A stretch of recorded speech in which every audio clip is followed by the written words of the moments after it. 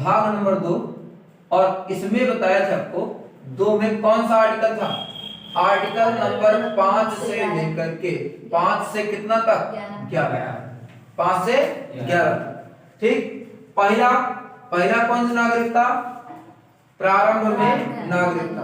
दूसरा जो भारत से पाकिस्तान आए, मतलब पाकिस्तान से भारत आए, उनको वो जो परमिट रूल वाला होता है उनको नागरिकता। जो भारत से पाकिस्तान गए फिर भारत आए उनको नागरिकता। और फिर ऐसे करते हुए आपको हम 11 आर्टिकल बनाए थे। अब समझते हैं।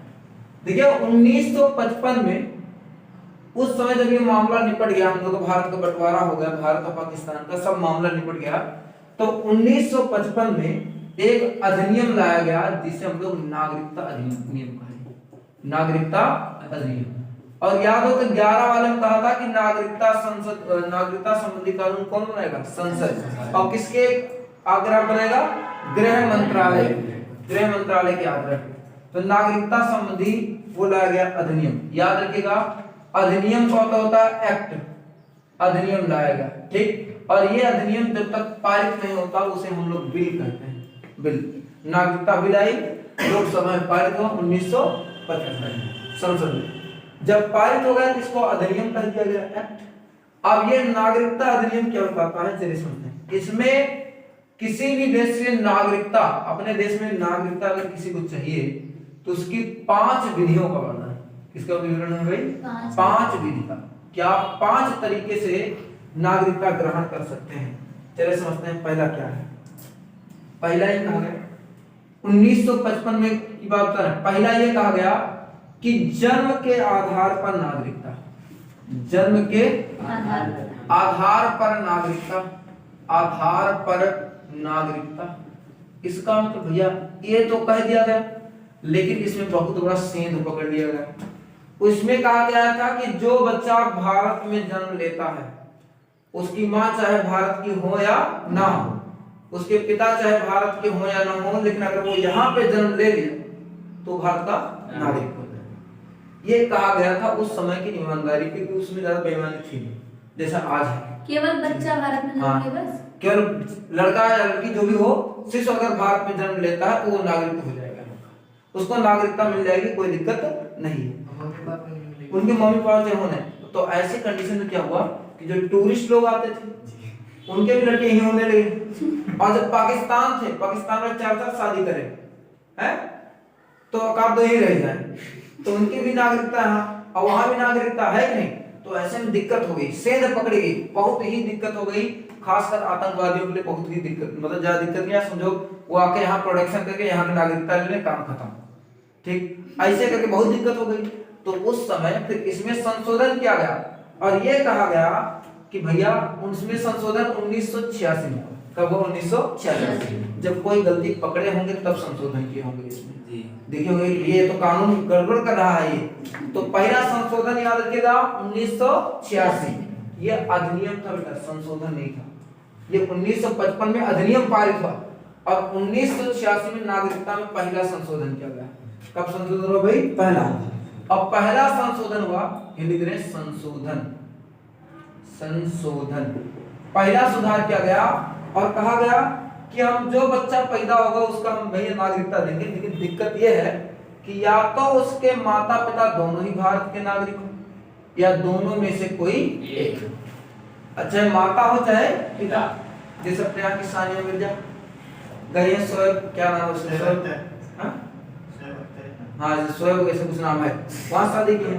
अब उनका जो लड़का होगा, उसका जो लड़का होगा वो शोएब का भी बेटा होगा, सानिया मिर्जा का भी लड़की हुई है सर।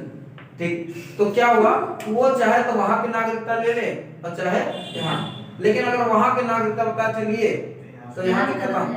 आर्टिकल नंबर 9 का उल्लंघन, सटला तो गईला बताया था तुम लोगों को।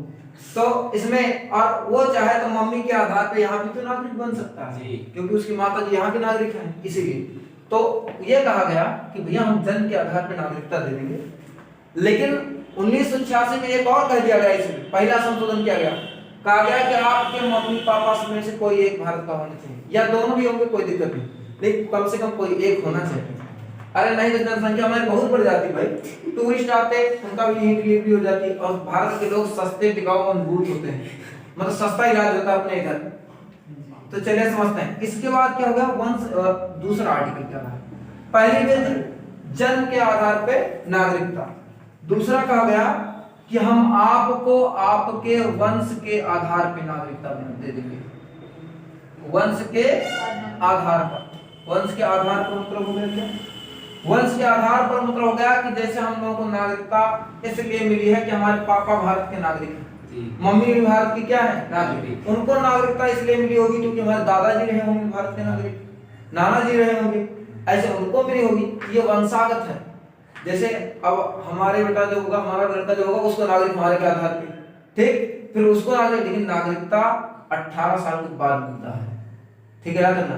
नहीं, जहां भी जमीन आप लिखवाएंगे, लड़का लिखवा रहा है जमीन 18 साल से कम है तो उसके अभिभावक लिखा जाता है। ये लिखवा रहा है इसके माता पिता, वो माता पिता कुछ कर नहीं पाएंगे, उसे बेच नहीं पाएंगे उसकी बिना मर्जी के, लेकिन वो बेच पाएगा तब जब वो 18 साल का हो जाएगा उसके, हाँ तब बेच पाएगा अभिभावक के रूप में। नागरिकता तभी मिलती है, नहीं तो आपको तो सुख सुविधा सारी मिलेगी आपको, लेकिन आपके मम्मी पापा का नाम जरूर जुड़ा रहेगा, ठीक, ऐसी कंडीशन होती है। LIC करवाएंगे तब भी तो कंडीशन ही होती है। LIC आप करो, आपके माता पिता का नाम लिखा रहता है या नॉमिनी पूछ लिया जाता है, तो ऐसी कंडीशन होती है इसमें। तो वंश के आधार पे हम कहे जी भैया हम आपको नागरिकता दे देंगे। अगर आपके पिताजी दादाजी कोई भी एक है तो आपको हम वंश के आधार पे क्या दे देंगे, नागरिकता, ठीक। लेकिन ये संशोधन किया गया, ये संशोधन जो किया गया था ये कब किया गया था, 1992। 1992 में संशोधन किया गया और कहा गया कि हम आपको नागरिकता माता और पिता दोनों के आधार पर दे देंगे, माता और पिता। लेकिन बात समझो हम क्या कहने से रहे, उस जैसे हम लोग का जो समाज है भैया वो पितृ सत्तात्मक है, मातृ सत्तात्मक नहीं है। जहां भी आप पूछते होंगे कि भैया किसका लड़का, तो बेटा फलाने लड़का, पुरुष का नाम बताओ होगा, पिताजी के, कब वो मम्मी का नाम मत होगा, क्या होता है। अगर पिताजी के दुर्भाग्यवश मृत्यु हो गए तब भी आप पिताजी का ही नाम कहेंगे, स्वर्गीय लगा के, है ना, बताएंगे। हालांकि टिकट कंफर्म नहीं होता है, लेकिन आप स्वर्गीय लगा के बताते हैं कि हमारे पिताजी ये थे, हम उन्हीं के लड़के, मम्मी का नाम नहीं बताते आप भैया। लेकिन जो लड़का होगा जितना अधिकार उसका पिता का होता है उतना अधिकार मम्मी का भी होता है। तो माता मतलब अब महिलाओं की बेहद बुद्धि भ्रष्ट थी, उसमें कुछ नहीं बोला गया। 1992 में आंख खुली की, तो इन्होंने हाई कोर्ट में, सुप्रीम कोर्ट में ये मुद्दा छेड़ दिया कि लड़के पर हमारा भी अधिकार होना चाहिए। तो हाई कोर्ट ने इनको 1992 में इस नियम में संशोधन किया और कहा कि भैया लड़के पर माता पिता दोनों का अधिकार होना चाहिए। इसलिए अब पिताजी नहीं रहते तो माता जी का नाम लेके हम लोग कानून की कार्रवाई कर सकते हैं, नहीं स्वर्गीय लगा के पिताजी का कानून कर देते हैं, पितृ सत्तात्मक है इसलिए। तो याद रखिएगा दूसरा संशोधन कब किया गया, 1992। पहला 1986। पेपर में बहुत पूछा था रेलवे वगैरह में इसी चीज। हम कहे ठीक भैया। तो अब हो गया दो विधि, पहला हो गया हम लोग का जन्म के आधार पर नागरिकता, लेकिन आपके माता पिता को एक यही जो होना चाहिए। दूसरा हम कहेंगे आपके पिताजी वैसे यहाँ के रहेंगे तो हम आपको नागरिकता दे देंगे वंश के आधार पर, ठीक है। और दूसरा संशोधन कर डाले 1992, पहला 1986, 6 वर्ष बाद के, ठीक। हम कहें चलो ठीक है आगे देखते हैं। तीसरा यह है कि भैया मान लीजिए कोई विदेश से भारत आया, है विदेश से भारत आया, क्या